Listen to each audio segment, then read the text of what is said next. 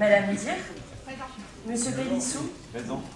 Madame Dalliorgue. Elle est excusée et donne pouvoir à Madame Lévy. Madame Véramasson. Présente. Madame Diaz. Excusée, donne pouvoir à Clémence Monnier. Monsieur Daube.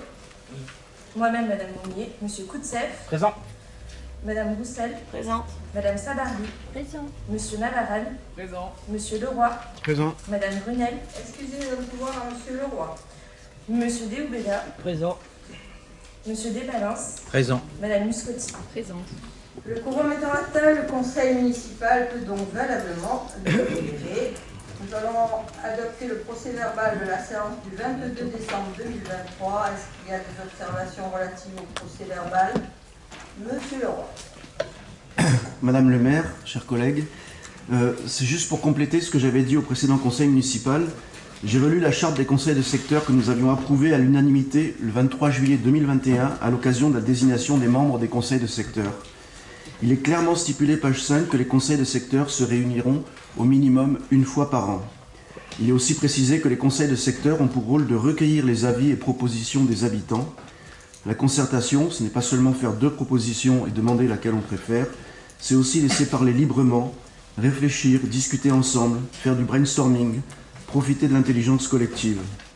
À Toulon en commun, nous espérons donc que 2024 verra enfin notre collectivité réunir chaque conseil de secteur afin de recueillir les propositions des habitants.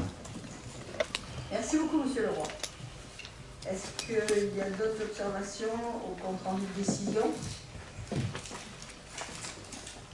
Donc, je vous en remercie et nous allons donc passer aux délibérations. Et la première, c'est une délibération, la 101, une délibération qui institue la prime de pouvoir d'achat exceptionnelle. Cette prime était en effet obligatoire pour les fonctions publiques d'État et hospitalières et un décret du 31 octobre 2023 a instauré la prime de pouvoir d'achat exceptionnelle dans la fonction publique.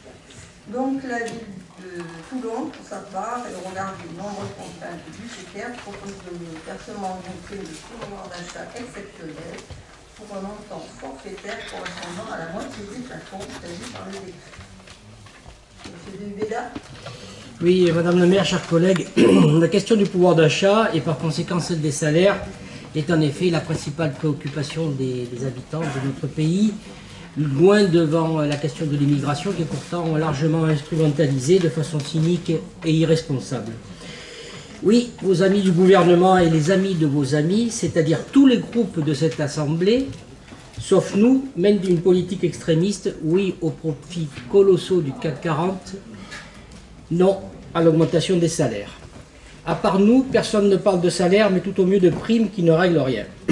À part nous, tout le monde a voté contre l'augmentation du SMIC au-delà de l'obligation légale. Le résultat de cette politique, c'est une situation sociale terrible. La pauvreté, la misère augmentent, le chômage augmente, alors que soi-disant les chômeurs devaient être responsabilisés, quel mot cynique, en durcissant leurs conditions d'indemnisation. Les 3 premières mesures du gouvernement Attal vont aussi responsabiliser, entre guillemets, beaucoup de gens. Augmentation de l'électricité, des franchises sur les médicaments et fin des aides aux agriculteurs. Si certains sont responsabilisés, d'autres sont des irresponsables qui font le lit des colères et des rancœurs vite instrumentalisées.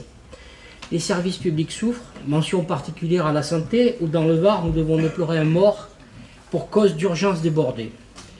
Je n'aurai pas la cruauté de parler de l'éducation, auparavant nationale, puisque nous ne sommes pas à la Saint-Stanislas.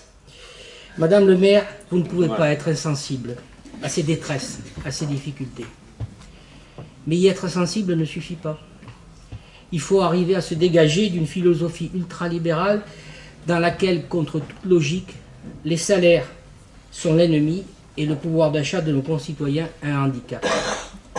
Ne pouvons-nous pas décider aujourd'hui, ensemble, dans cette enceinte, de compenser un tout petit peu la politique gouvernementale malthusienne en mettant la prime à 100% du plafond, c'est-à-dire multiplié par 2 ce que vous proposez.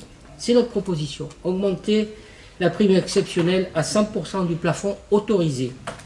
Nous vous appelons donc à aider les Toulonnais qui souffrent, et notamment les fonctionnaires aux petits salaires. Et bien entendu, monsieur de Villeda, la ville de Toulon, je ne vous l'apprends pas, est une ville, on n'est pas sur le plan